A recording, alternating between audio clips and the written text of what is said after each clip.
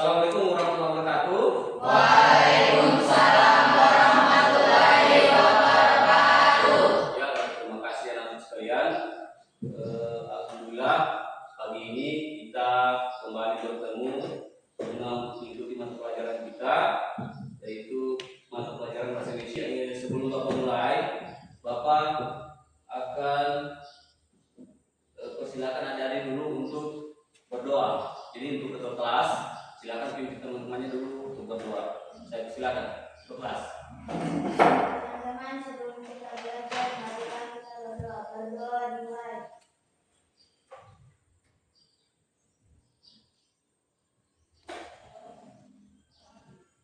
Doa selesai.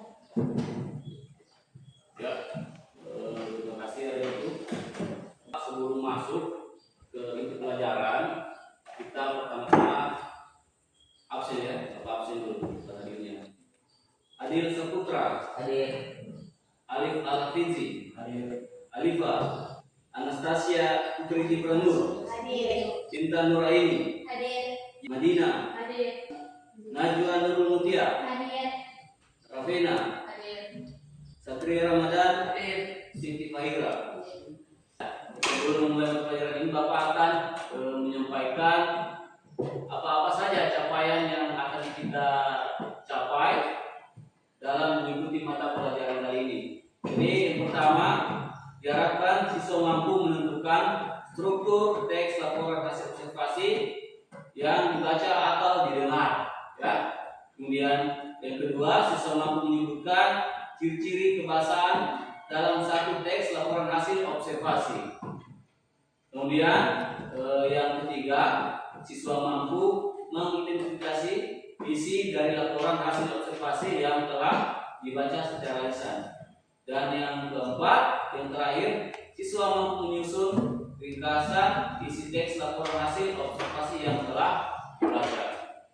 Jadi itu capaian yang akan kita capai pada pertemuan kali ini. Jadi saya harap anak sekalian bisa mengikuti proses belajar kali ini dengan tenang dan nyaman. Oke, jadi pada pertemuan kali ini kita akan membahas tentang teks laporan hasil observasi. Sekarang kita masuk pengertian teks laporan hasil observasi.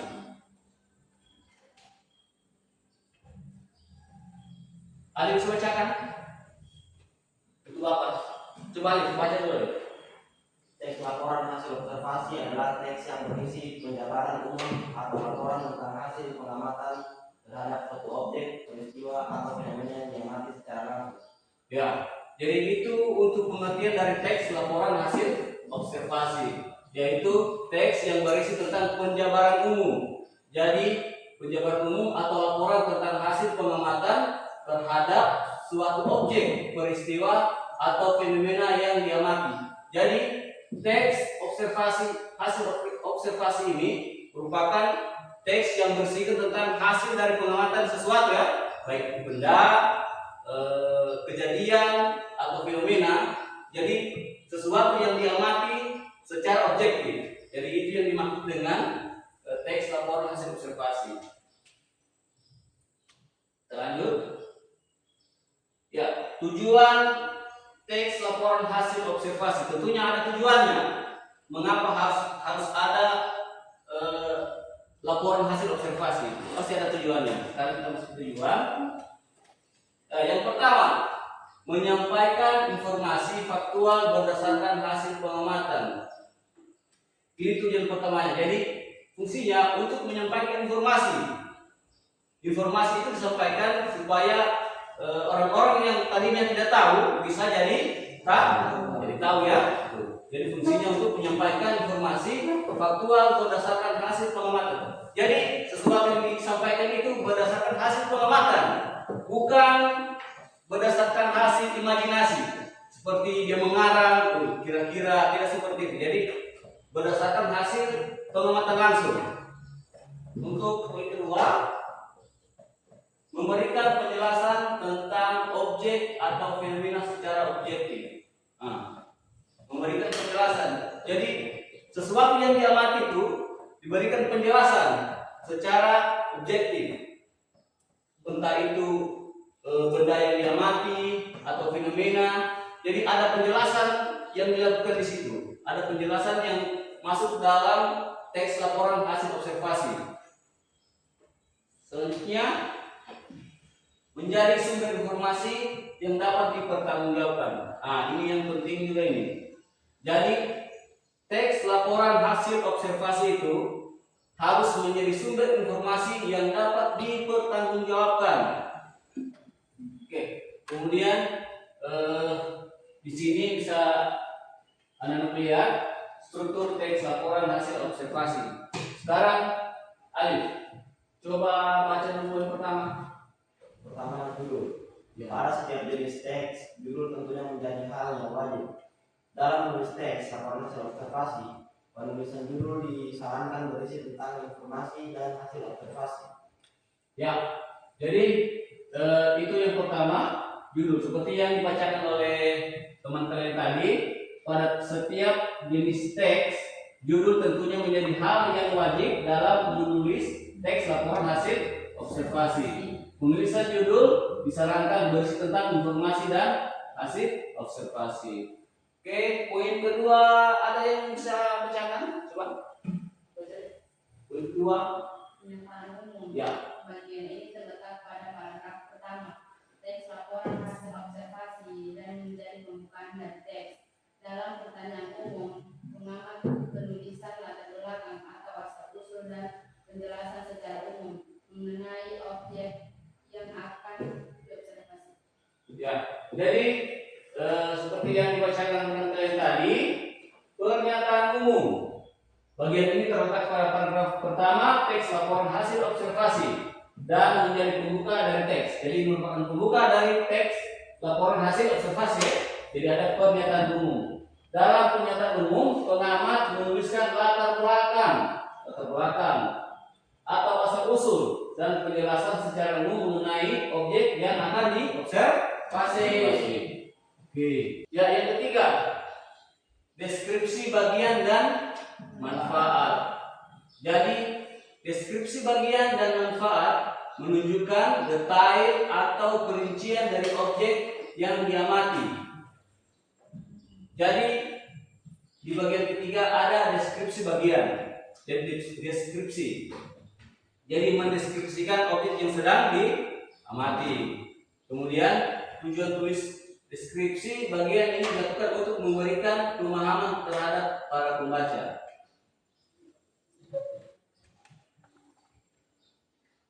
Ya, yang terakhir itu kesimpulan.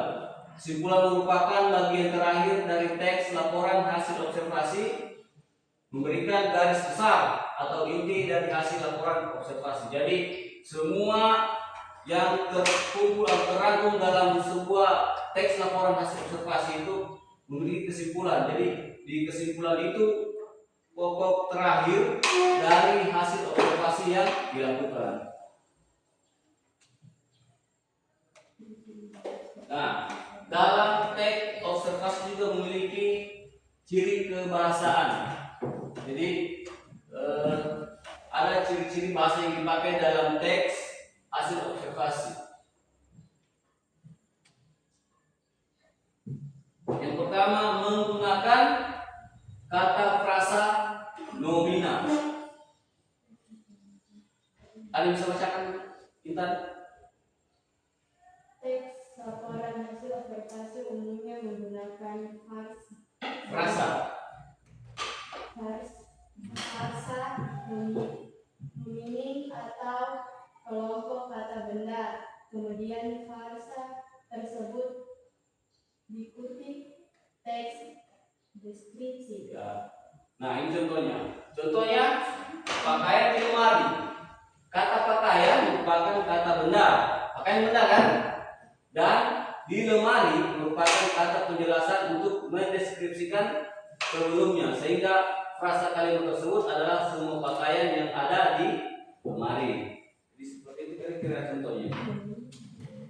Kemudian kedua, verbal relasional. Ada yang bisa bacakan apa apa itu verbal? Ada? Coba yang paling belakang. Verbal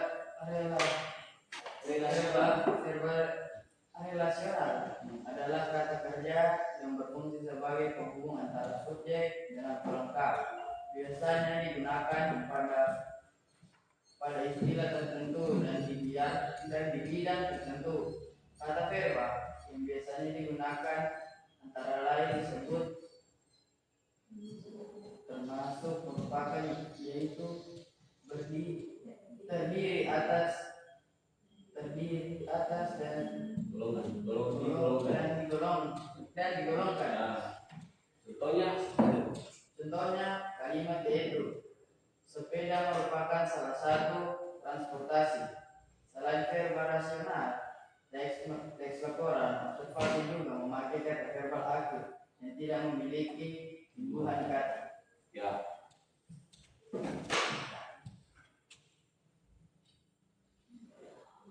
Memakai kata penghubung. Kemudian ciri ketiga, memakai kata penghubung. Kata penghubung atau konjungsi banyak dijumpai pada teks laporan hasil observasi, seperti kata hubung, penambahan kata penghubung pilihan, dan kata penghubung persamaan. Yang menggunakan istilah keilmuan. Beberapa contoh kalimat keilmuan yang digunakan seperti simbiosis, herbivora, osteoporosis.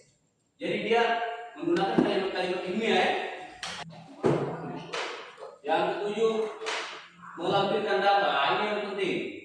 Dalam teks laporan hasil observasi harus ada data yang dilampirkan. Langkah-langkah menulis teks laporan hasil observasi. Dalam langkah yang pertama, menentukan objek yang akan diamati. Ya, ini bagian yang terpenting juga. Kita harus sudah tahu apa yang akan kita amati sebelum ketika kita mau membuat teks laporan hasil observasi. Pertama, menentukan objek yang akan diamati. Diamati ya, sama juga di observasi diamati itu sama.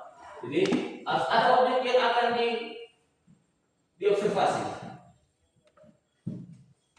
Kemudian melakukan pengamatan langsung. Jadi pengamatannya dilakukan secara langsung. Tidak boleh lihat HP, kamera kan saya, tidak boleh. Jadi dia harus secara langsung, betul-betul kita terjun ke tempat yang sedang diamati. Kemudian ketiga, mencatat hasil pengamatan secara sistematis. Jadi artinya mencatat secara sistematis itu dicatat secara teratur ya, dicatat secara teratur.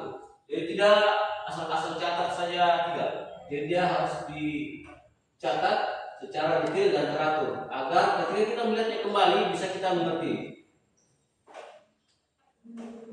Kemudian menyusun teks berdasarkan struktur LHO atau laporan hasil. Tadi sudah ada strukturnya toh.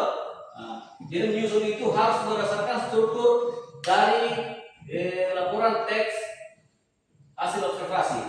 Ada strukturnya. Jadi menyunting hasil laporan agar efektif dan jelas. Apa artinya menyunting? Menyunting. Pernah apa edit foto? Edit foto. Menyunting itu sama dengan mengedit, mengedit artinya memperbaiki. Jadi yang semua yang sudah dicatat tadi kita perbaiki, kita susun berdasarkan struktur LHO supaya bisa lebih efektif dan jelas. Jadi artinya disempurnakan ya. Hasil catatannya disempurnakan untuk dibentuk menjadi laporan hasil observasi. Oke, jadi tadi kita sudah mempelajari tentang laporan teks hasil observasi. Jadi saya harap adik-adik sudah dapat menangkap poin-poin apa itu teks laporan hasil observasi, kemudian bagaimana strukturnya, bahasa-bahasa yang dipakai. Kira adik-adik sudah bisa menangkap ya tentang cara menyusun teks laporan hasil observasi. Saya tes dulu semangat ini. Masih? Semangat? Masih. Mana semangatnya? Semangat. Coba lagi setelah. Mana semangatnya?